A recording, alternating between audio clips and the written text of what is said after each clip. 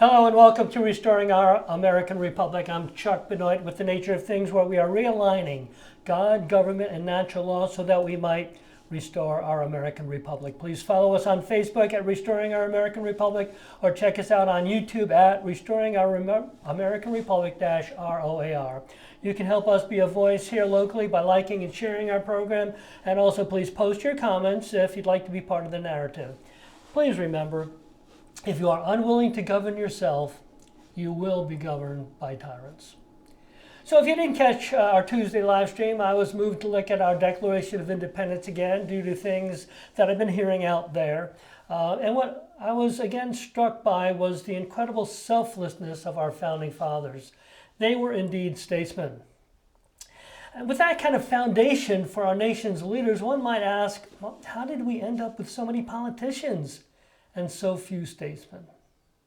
Now, I looked up on the internet a definition of the term statesman, and I came up with this: a political leader regarded as a disinterested promoter, a disinterested promoter of the public good, someone who is not as interested as he is for the public.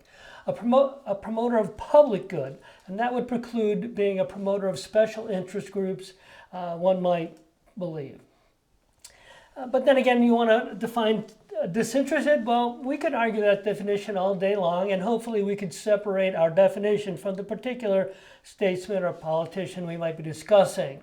But from that perspective, I would like to talk about President Donald J. Trump, because he exemplifies the closest the idea of governing for the people versus special interests.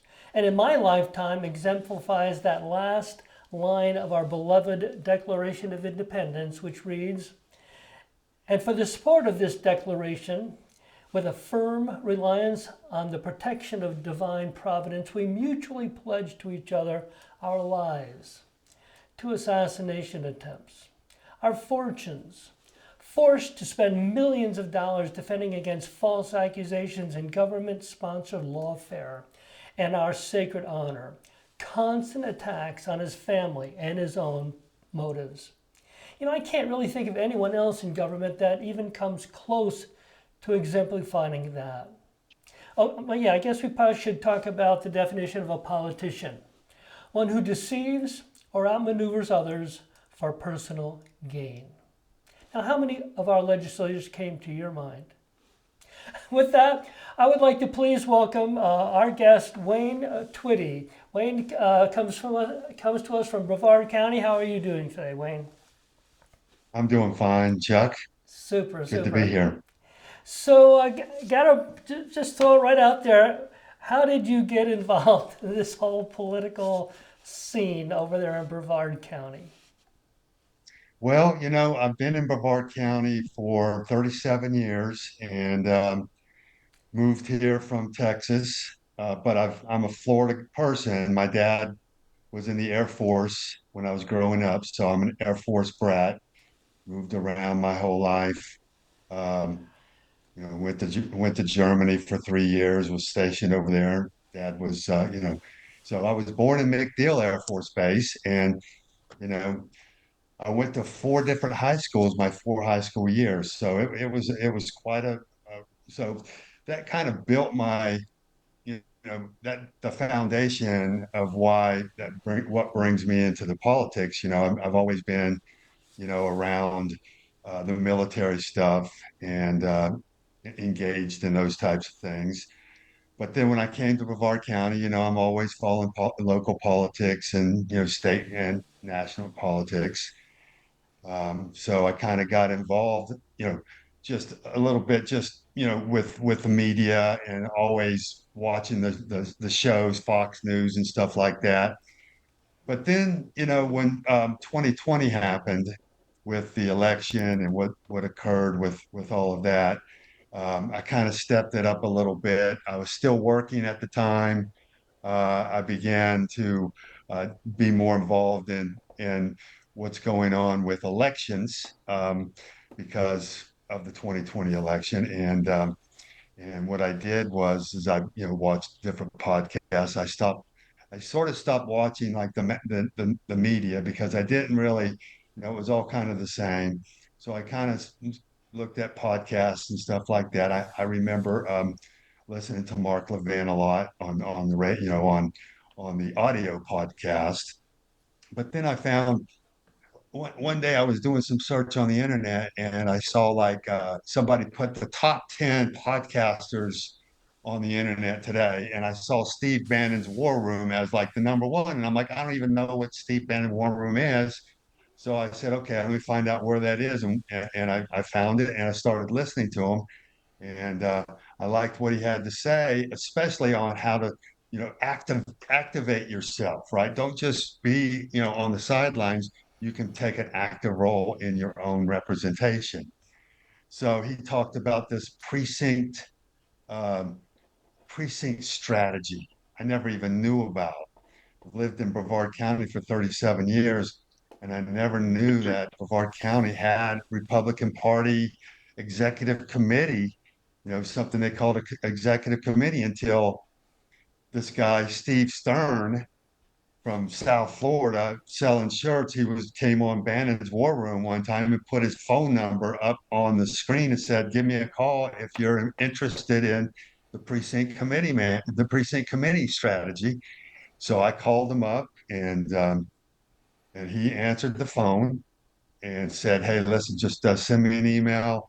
I'll get you to the person that you need to talk to." And he did. I sent him an email. He sent me back the chairman's name of my local REC here in Brevard County. I called the chairman, had some discussions with him, told me when the meetings were, and went to a couple meetings and said, I like to join. So how long So have you been? anyway, that's kind of Yeah, how long have you been a part of the state the county committee?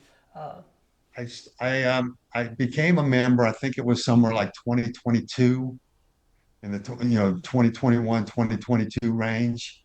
Can't remember exactly when I joined, but I joined there and I kept going to meetings. And I what I did is I wanted to get involved in election integrity, and there was an election integrity committee within that rec I wanted to become a member of that. It was a little bit of a challenge because that was a big thing at the time. They had like 25 people in the committee, and they're like saying, "Well, is there something else?" Because we have enough people in the election integrity committee at the time, and I kind of was struck because I was doing a lot of research at the time, and I found that there was a lot of gaps that nobody was talking about. One gap was what I kind of took in was citizenship verification. And that's kind of the foundation of elections. Elections, who participates in the election? Citizens are supposed to be who participates, not non-citizens. And I started looking at the process for, how our, our supervisors of elections checks, because, if somebody comes and, you sign up, you register to vote, the first question they ask you is, are you a U.S. citizen? If you check the box, yes, you're a U.S. citizen, okay, that's fine. And it goes to the supervisor of elections. I always thought that the supervisor of elections, or at least somebody in the division of elections of the state of Florida, would verify that, check, is this person telling the truth? And I found that that is not the case because it's been said that they sign under a penalty of a felony, that the stuff on that form that they just filled out is true. That was good enough for anybody. The supervisor of elections would not check that, would just check if the box was checked, but not check if the actual citizen person was a citizen. Yeah, that's very interesting because when we moved to Florida, we kind of thought that the government had some sort of a responsibility to make sure everything was copacetic, and obviously it's not. To back up just a little bit, how comfortable or how pleased are you uh, with what the Brevard County REC now, for those who don't know, Republican Executive Committee. Each county has one, so it'd be the Brevard Republican Executive Committee, Brevard County. So how comfortable or how satisfied are you with what that group is doing right now over there in as the REC? Well, overall, as the REC, I'm very comfortable. I like what's being done. From a perspective of election integrity, I think that our REC has one of the better election integrity committees in the state. A lot of people know a lot of people around the state and other counties uh, know are members of that committee because we're very active. We go, we do our research. We over the last three sessions, we've been very active in Tallahassee to try to get certain legislation passed. Specifically, for me, legislation passed that will force our government to do to do citizenship verification. That hasn't happened yet. We're into session. We went to three sessions, still hasn't happened for various reasons. These bills not easy to get through. It's a learning process for me, certainly. But from an EIC, we call it the EIC perspective, uh, I feel very comfortable that, we're uncovering certain things. We have a very good relationship with our supervisor of elections, Tim Bobanek. And, we talked to him about a lot of things. Signature verification is one of the things that this county kind of is at the forefront in, signature verification of vote by mail ballots. Now, as a committee, an EIC committee, I can tell you we don't really support vote by mail. Just anybody can vote by mail at any time. Just we want it to go back to absent like it was with the absentee. You have to have a reason and so forth. Um, but that's you know I think I heard that that genie may already be out of the bottle. Chuck, I think we talked about that a little bit, but anyway, we want to try to get it back in the bottle a little bit anyway. And signature verification is what we did to make sure that the ballots that come back, there's not chain of custody when you send a ballot out there and it gets into the United States Postal Service. You kind of lose a little bit of the chain of custody of a ballot. So we want to make sure that when the ballots come back before it gets counted, that it is verified that the signature at least matches. But it's not a perfect system, but that's the system that we have. Yeah, yeah, for sure. I kind of got you off target on your citizen verification idea. Um, that seems pretty straightforward as far as determining whether someone is or is not a citizen. What you're saying is the problem is the supervisors of election office doesn't even have to do that. Is that what you're saying? Right, because there's no statute that compels them to do it, right? There's no statute that says you must uh, verify citizenship before this. We want to have citizenship verified before the voter gets onto the voter roll. Because once they're on the voter roll, that's a big step to take them off the roll is a multi-step process. So, we don't want to do citizenship verification at the polls where somebody has an ID that has, a citizen marking on their driver's license or whatever ID there is. We want it to happen on the front end the ballot, before this name gets on the voter roll. And there's nothing in the statutes that compels it. And I'm kind of finding out from some of my research over the last three sessions that that this has not been able to be passed. Um, is that, there is a very strong lobby for cheap labor. And I've talked to various state senators and state representatives, and I was talking to this state senator in in one of the counties in Martin County, right? And she had mentioned she and one of my buddies was living down there. He wanted to get involved, so I said, "Hey, let's go talk to your senator because your senator, you know her. She lives in your neighborhood and stuff." And she, and they kind of said that some of these companies don't want to separate citizens from non-citizens because that's kind of goes down that might have an effect on some of the labor that they're able to take in and so I'm thinking that this is just my perspective. I'm just giving you the conversation that I went through. It's looking like that might be, I mean, you kind of wonder, it's a 90-10 issue. You talk to all the legislators. They all agree with you. Yes, this loophole needs to be closed, but nothing seems to get done. And, it kind of boils up to the leadership. The leadership is kind of stopping these bills from happening. Um, so I know Mike has talked about that before. I've talked with Mike about leadership, and RLC has been on top of this. I know Bob White very well. He is in Brevard County, and I was at a meeting where Bob White spoke, and he talked about the leadership. He talked about the three leaders: the House Speaker, the governor, and the president of the Senate. They pretty much control a lot of the what gets passed in the sessions, Yeah, and they so control it through. I brought Mike Yeah, on. You mentioned Mike. I thought I'd bring him in, say hello, sure. good morning, Mike, and I was wondering if you had anything to say about where we are right here in our conversation. Well, Wayne and I need to do a little collaboration offline because I believe it is the law that the supervisors of elections must verify every application, every voter registration. That is the law. The problem is enforcement.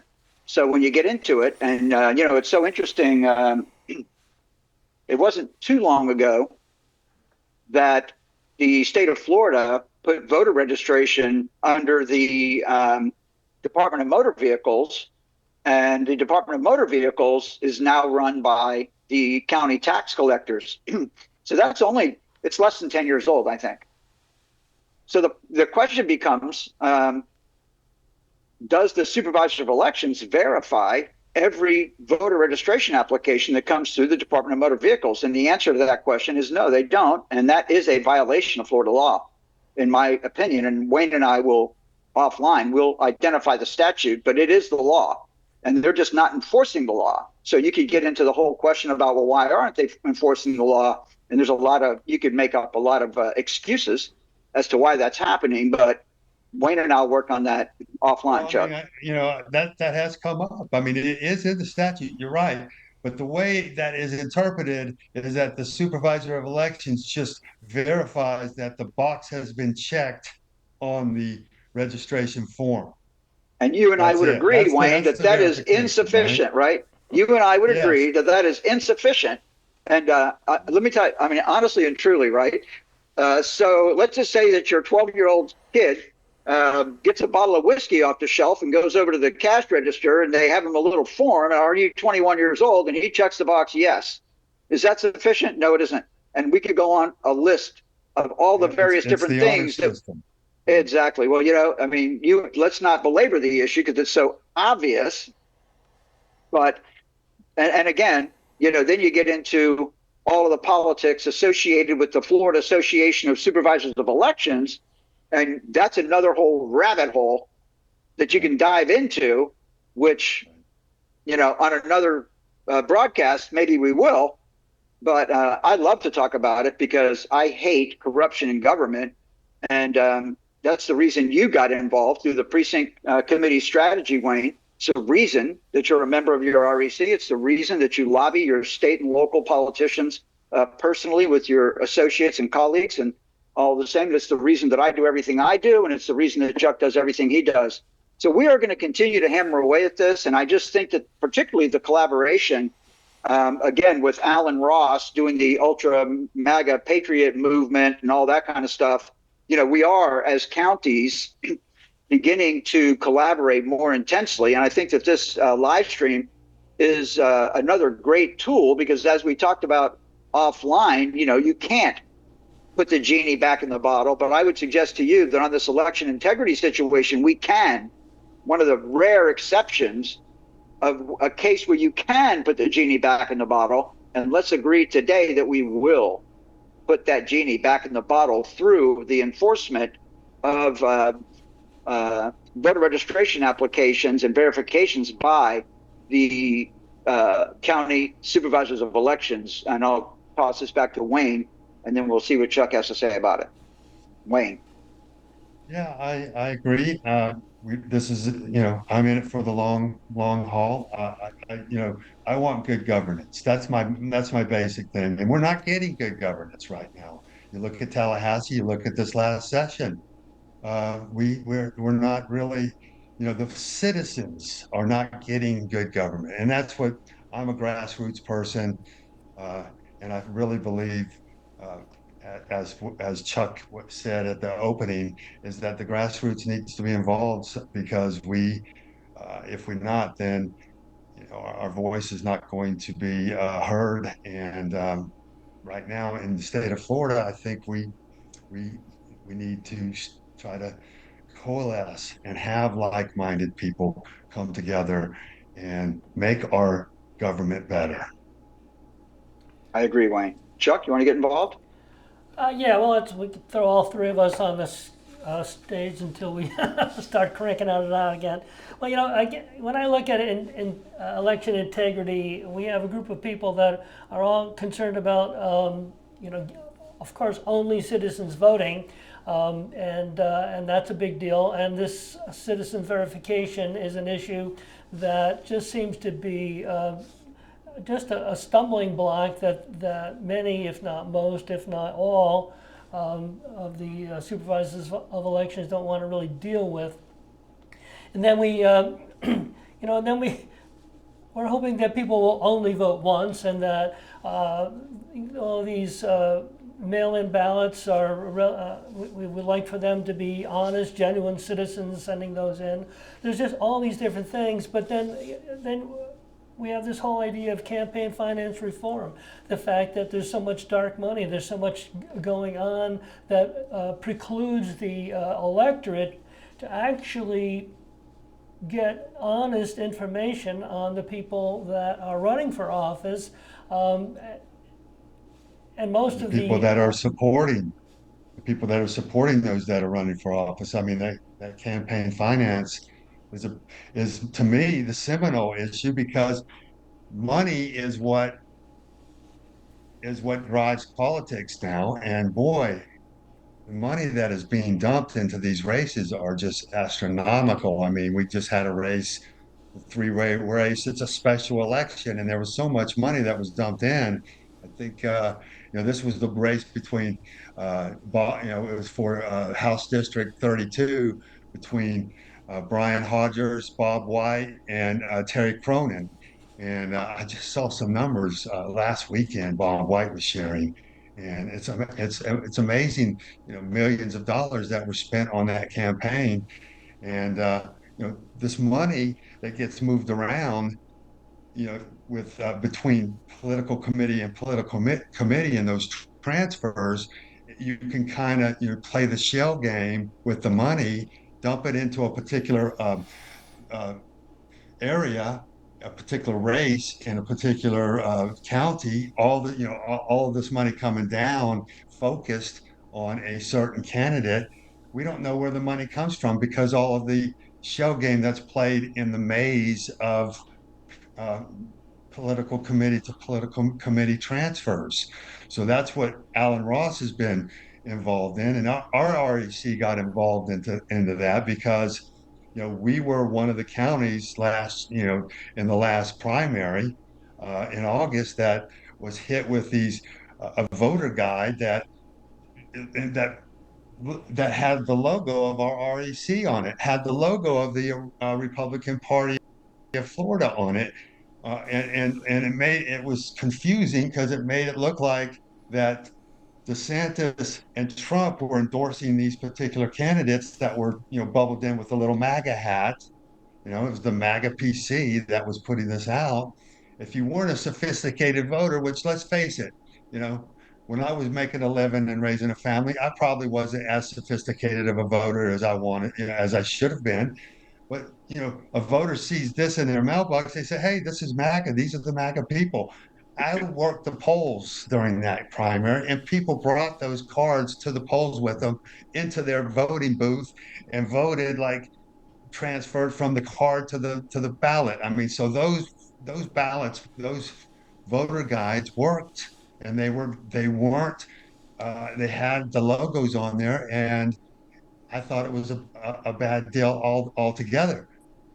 So what happened in our REC is our chairman went in front of the RPOF and asked them if there was anything that they could do about it. And I think from what I understand, I wasn't at the meeting, but I saw him just as he came out of the meeting. He's very upset. I've never really seen my reg chair upset like this. He was upset, and he had all the clippings, he had all the research there, and I think they kind of just I don't what I guess what the RPOF told him was maybe unacceptable or insufficient. So he went back to the rec and he commissioned a committee. Alan Ross was the chairman of that committee. There was like 5 or 6 of these folks, very hard researchers on this committee. These are the people in our rec that really dig down deep and look at, try to follow the money and all of that. And they even had a hard time following the money. But they did follow a couple of these campaigns that happened in August, and they found that there was a really bad situation where, uh, you know, this something happened back in 2012. They uncovered this. I think they put their finger on the issue. In 2012, there was something that passed that changed it from there was a cap on how much money you could put into a political committee to now it could be unlimited. So this unlimited money flows into this maze of PCs that do PC to PC transfers, and then it dumps out into a campaign, a market somewhere, and all the advertisement and the money is spent, and it's just you don't know where it comes from. The voters don't know where the money comes from. They don't know who's funding all. They get a mailer in their mailbox every day, so it's hard for a grassroots person to compete with that. And I just feel like we needed to do something about it. And good on Alan and his team to come out with this resolution that we brought in front of our members, and the members voted on the resolution. The resolution was to have legislation to stop the PC to PC transfers, or at least make it transparent so people can follow it. And our reg voted for that 95 to 16, 95 to 16 to So that's very for interesting. that resolution. At the end of the day, we can sit here and talk about election integrity. We can talk about campaign finance. There's lots of other subjects we can talk about. But the fact of the matter is that this system is not accidental. It's put in place purposely for a reason, because we don't want the people running the state of Florida do not want free, fair elections. They want selections, not elections. And we can just go through the whole thing, but let's just say today we're talking about election integrity and we're talking about campaign finance. And I'm saying to you that most voters have no idea that the elections are totally controlled by leadership in the state of Florida. And until we do something about it, it'll continue. And of course, I think it's starting to be known, though, Mike. I think more and more people are getting involved. They see what Trump's doing. They like what Trump's doing, and they see what happened in the last 4 years, where Biden kind of, what he did really took us down a few notches. And I yeah, think that this is an inflection point in history that the citizens are starting to wake up to it. it's true. But let me say something to you right now. as you probably are aware, that there's a lot of land use legislation going through the Florida legislature right now, and we don't have a lot of time. As these building permits are pulled and these planned unit developments are platted, the whole state of Florida will be a concrete jungle, which is exactly the rationale why leadership does not want the grassroots to be involved. They're taking away the authority over land use from city councils and county commissions, and we don't have a lot of time. These people will gobble up all of our vacant land and put high density developments on it, and when that happens, it's over. You can't retract the land use permitting, or governments will be sued by developers. So we don't have a long time, Wayne, and that's the problem. We have to fix this immediately. Otherwise, and again, I don't know anybody that wants to live in a concrete jungle from Key West to Pensacola. And that's what we're facing, Chuck. That's the thing. That's the thing that happens is you see these things go up, but there's no infrastructure that supports it. So growth is not very well managed. Absolutely. So, and I read a little what paper happens on that. is that these things come in and they just and you don't notice them until they're almost built. And then when the traffic comes in for the people that live in these places, it's still a 2-lane road. But the source of the problem, Wayne, is the usurpation, Chuck's word, of the rights of the citizens. And I'm telling you something, it is obscene how the Florida legislature and the executive branch in Florida just steamrolls the public to get whatever it is they want on behalf of the special interests, which is now, just to connect the dots, Chuck, I'll get off of this microphone in just a second, but to connect the dots, okay, this is what flows into those political committees. This is why there's hundreds of millions of dollars channeled into these political committees, because the money in the political committees is what empowers the special interests to do what they do, and they do it through our elected officials, Chuck Benoit. Yes, well, we've talked about not having much time. We are, quite frankly, out of ours. We had a couple other. We don't have a hard stop, Wayne, so we're not absolute hardcore deadline, but we do need to wrap. If we're going to stay on the 30-minute rule, then we have to wrap this up. But we might have to move that 30-minute rule a little bit. I don't know. We don't usually get excited until about 20 after, But we are kind of out of our time, and so I guess, Wayne, I'd just like to give you one last shot at something else, or you'd like to share, or maybe a little recap. Final recap. Yeah, I mean, sure. I mean, that's why I'm an election integrity advocate, because it all boils down to your voice, right? If you don't have a voice, then you're not going to, then you can't change anything. And so I'm definitely fighting the fight with citizenship. We have a lot of non-citizens in this country now. We're trying to do what we can to get them deported. I think all non-citizens should have. There's the visa issue. There's a lot of issues to go into. There's a lot more to discuss, but the foundation is the campaign finance and the election integrity, and that's where I'm kind of putting my efforts, and I think we're making some headway, but I'm not going to stop just because it's so incremental. We're going to try to make it more of quantum leaps, but I'm in it for the long haul. Mike, any final comments from you this morning? I just thank God for people like Wayne Twiddy over in Brevard County, who is a true patriot. And I'm just glad that there are people like you, Chuck, and Wayne in the fight. We need to spread this around the counties.